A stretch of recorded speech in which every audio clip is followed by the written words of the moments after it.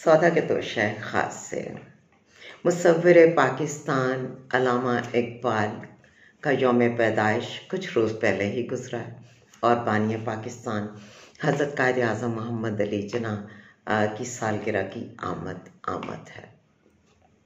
उन दोनों का आपसी ताल्लुक़ कैसा था, उन दोनों की जो कोऑर्डिनेशन थी उसने तहरीक पाकिस्तान को और हसूल पाकिस्तान को किस तरह कामयाब किया, और इस ताल्लुक़ पर आज बात करने की मेरे दिल में ख्वाहिश क्यों पैदा हुई।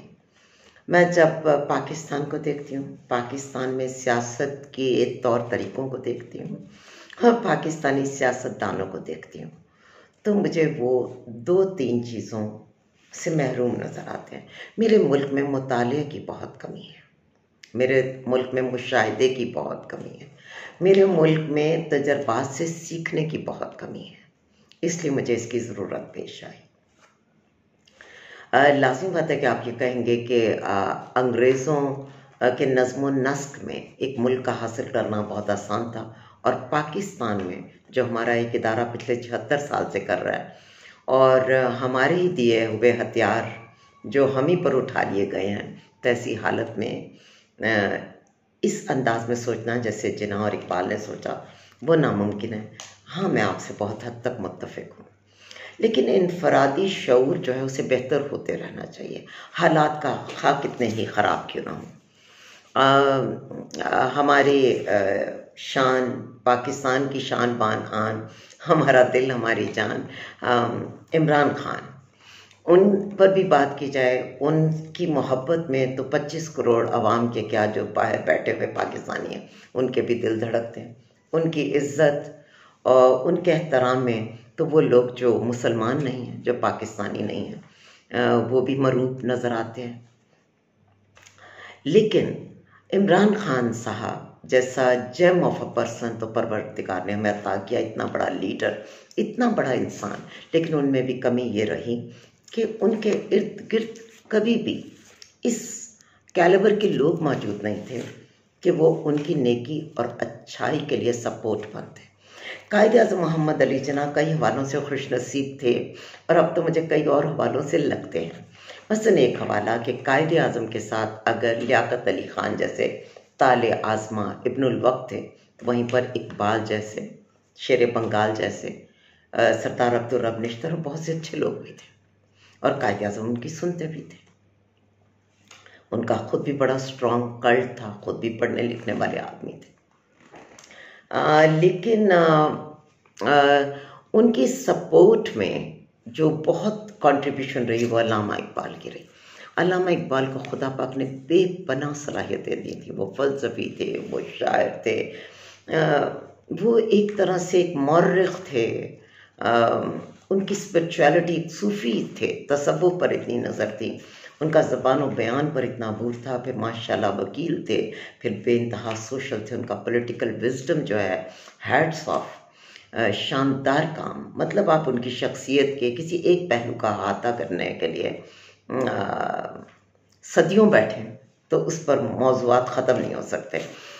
लेकिन यहाँ पर मैं बात करना चाहूँगी, अल्लामा इकबाल ने कायद आज़म मोहम्मद अली जिन्ना को मई 1936 से लेकर नवंबर 1937 के दौरान 13 खतूत लिखे। कमाल ये है कि एक ऐसा आदमी जिसको खुदा ने बोलने की बेशबहा सलाहियत दी है, जिसके पास शायरी की ताकत है, उसके ख़त इंतहाई सादा, सलीस और टू द पॉइंट है, जो उनमें अदराक है कि कायद आज़म कितने मसरूफ़ होंगे, और साथ में उनका विजन कमाल है। मैं सिर्फ यहाँ पर उनका एक ख़त पढ़ना चाहूँगी कि वो कितनी डेप्थ के साथ देखते थे, जबकि वो ज़माने में अलील थे। और आप देखिए कि नवंबर 37 में जब उनके खतूत का ये सिलसिला रुका होगा, तो अप्रैल में उनकी डेथ हो गई है 1938 में। और कायद आज़म उनको कितना एडमायर करते थे कि कायद आज़म ने उनकी मौत के बाद जब मोहम्मद शरीफ तूसी जो उनके कायद के एक रफ़ीक थे, उन्होंने कागजात में से खतूत पाए, तो कायद आज़म ने फ़ौरन ख्वाहिश की कि चूँकि इकबाल का इंतकाल हो गया तो इनको एक तारीख़ी असासा समझ के कौम के पास होना चाहिए, और इनको शाया करवा दिया गया। इन्हीं में से एक ख़त मैं आपके गोशगुजार करना चाहूँगी। ये ख़त 20 मार्च 1937 में कायद आज़म को लिखा। मोहतरम जिन्ना साहब, मेरा ख़्याल है कि आपने पंडित जवाहरलाल नेहरू का वो खुतबा जो उन्होंने ऑल इंडिया नेशनल कन्वेंशन में दिया है पढ़ा होगा, और इसके बैनुस्सतूर जो पॉलिसी कार फरमाइश को आपने बखूबी महसूस कर लिया होगा। जहाँ तक इसका ताल्लुक हिंदुस्तान के मुसलमानों से है, मैं समझता हूँ आप बखूबी आगाह हैं कि नए दस्तूर ने हिंदुस्तान के मुसलमानों को कम अज़ कम इस बात का एक नादिर मौका दिया है कि वो हिंदुस्तान और मुस्लिम एशिया की आइंदा सियासी तरक्की के पेश नज़र अपनी कौमी तंजीम कर सकें।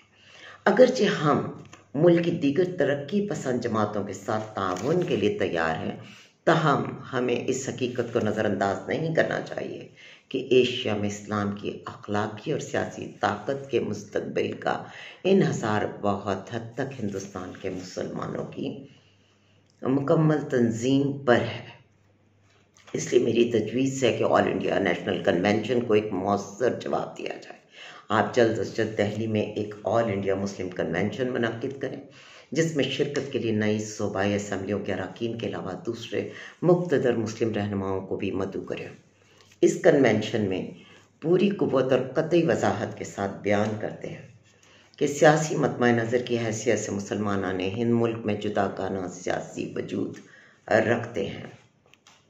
ये इंतहाई ज़रूरी है कि अंदरूनी और बैरून हिंद की दुनिया को बता दिया जाए कि मुल्क में सिर्फ इक़्तिसादी मसला ही तन्हा एक मसला नहीं, इस्लामी नुक्ता निगाह से सकाफ़ती मसला हिंदुस्तान के मुसलमानों के लिए अपने अंदर ज़्यादा अहम नताइज रखता है और किसी सूरत से भी ये इक़्तिसादी मसला से कम अहमियत नहीं रखता है।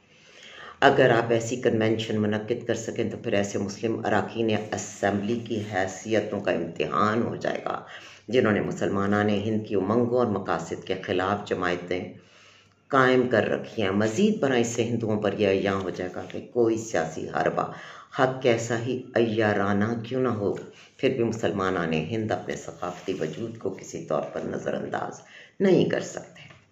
मैं चंद रोज़ तक दिल्ली आ रहा हूँ, इस मसला पर आपसे गुफ्तगू होगी। मेरा क़याम अफ़गानी सफारत खाने में होगा। अगर आपको फ़ुर्सत हो तो वहीं हमारी मुलाकात होनी चाहिए। अज़राह करम इस ख़त के जवाब में चंद सतूर जल्द अज जल्द तहरीर फरमाइए। आपका मुखलिस इकबाल बारट लॉ। किस कदर टू द पॉइंट, किस कदर सादा, किस कदर दो टोक, किस कदर राइट ट्रैक पर यह ख़त है कि जहाँ पर पंडित जवाहरलाल नेहरू इकबाल के बड़े मद्दाह थे, उनकी शायरी के इतने मद्दाह थे कि वो हिंदुस्तान का कौमी शायर उन्हें डिक्लेयर करना चाहते थे। वो तो अलग बात है कि इंतहा पसंदों ने कहा कि पाकिस्तान ने ऐसा कर लिया तो आप ना कीजिए, लेकिन पंडित साहब बहुत इज्जत करते थे इकबाल की। इसके बावजूद अल्लामा इकबाल बग़ैर मरूबियत के उनकी अय्याराना चाल से कायद आज़म को आगाह कर रहे हैं कि आपने बिटवीन द लाइन्स बैनुस्सतूर वो जो हिडन उनके उस कन्वेंशन का मैसेज था उसको सुन, उसको आपने ज़रूर महसूस किया होगा। दूसरी बात है, उन्होंने ऑल इंडिया मुस्लिम लीग को ऑर्गेनाइज करने के लिए पूरे इंडिया में रिक्वेस्ट कायद आज़म को की है, और वो कहते हैं कि सिर्फ ये इकनॉमिक इशू नहीं है हमारा इंडिया यूनाइटेड इंडिया में सियासत में आना, बल्कि हमें कल्चरल जो अपनी एम है उनके ऊपर बहुत ज़्यादा काम करने की ज़रूरत है और उस पर हमें फोकस करना है। वो हमारे लिए बहुत ज़्यादा इम्पॉर्टेंट है। अल्लामा इकबाल मुस्लिम जो मेजॉरिटी के जो भी इलाके थे उन्हें शामिल करके जिस फेडरेशन को बनाना चाहते हैं उसकी तरफ बड़ा वाज़ेह इशारा है, और वो यहाँ पर एक और बात कर रहे हैं जो हमारे सियासतदानों में लैग करती है, ख़ास तौर पे हम जिनके बहुत मद्दाह हैं यानी कि इमरान खान साहब, उनमें ये चीज़ की बेहद कमी है कि वो उनके वर्कर्स कभी आगे नहीं आ पाए और उनकी पार्टी में ज़्यादातर इब्नुल वक्त, कम ज़र्फ, लालची और वक्त चढ़ते सूरज को सलाम करने वाले जो थे वो शामिल रहे। तो खान साहब को अगर ज़िंदगी और कभी वापसी नसीब हो और उनके होशो हवास इन मज़ालिम के बाद बच गए हों तो उन्हें ज़रूर इन खतूत को पढ़ना चाहिए और उनको इस ज़रूरत को समझना चाहिए। यकीनन इस साल सवा साल की ख्वारी के बाद बहुत कुछ वो समझ गए होंगे, लेकिन डिपेंड करता है कि परवरदिगार जो समझ गए हैं उस पर अमल करने के लिए उनको ज़िंदगी और आफ़ियत अता करे, जो कि बहुत ख़तरे में है और मुश्किल दिखाई देती है। लेकिन यहाँ पर उन्होंने ये भी कहा कि आप जब ऑल इंडिया मुस्लिम कन्वेंशन मुनक्किद करें तो इसके लिए जो नई सूबाई असम्बलियों के अरकान हैं उनके अलावा दूसरे रिनॉन मुस्लिम जो लीडर्स हैं उनको प्लीज़ इनवाइट कीजिए। ये वो लोग हैं जो मुसलमानों की पीठ में खंजर घोंप रहे हैं। आपके बुलाने से क्या होगा कि वो कर क्या रहे हैं वो खुल के सामने आ जाएगा। यानी जब वो शरीक नहीं होंगे, जब वो मंजर पर नहीं आएंगे, तो इट मीन्स कि उनकी लॉयल्टीज़ की तरह आपको ये भी जानने का मौका मिलेगा। तो वो बाकायदा कायद आज़म को सलाह देते हुए इस तरह के जो जाली नाम निहाद मुसलमान लीडर्स मुस्लिम लीग की पूरी तहरीक को नाकाम बना रहे थे, उनका पोल खुल जाए, इसकी तरफ भी कायद को एक तरीका बता रहे हैं। और फिर वो कह रहे हैं कि हमें इस किस्म का जो है काम करना है कि जो कांग्रेस है वो कैसी भी कोई पॉलिटिकल चाल चले, उसकी लीडरशिप कोई भी हरबा करे, वो किसी तौर पर हमारे सकाफती वजूद की नफ़ी ना कर सकें। और उसके बाद वो कहते हैं कि मैं कुछ ही दिनों में दिल्ली आ रहा हूँ, अफ़गानी सफारत खाने में हूँ, आपको फुर्सत हो तो प्लीज़ वहीं पर हम मुलाकात करते हैं, ताकि हम इसके ऊपर अमलन भी कोई स्ट्रैटेजी जो है वो बना सकें। सो ये कायद आज़म को लिखा जाने वाला ख़त है। ये 13 ख़तूत हैं।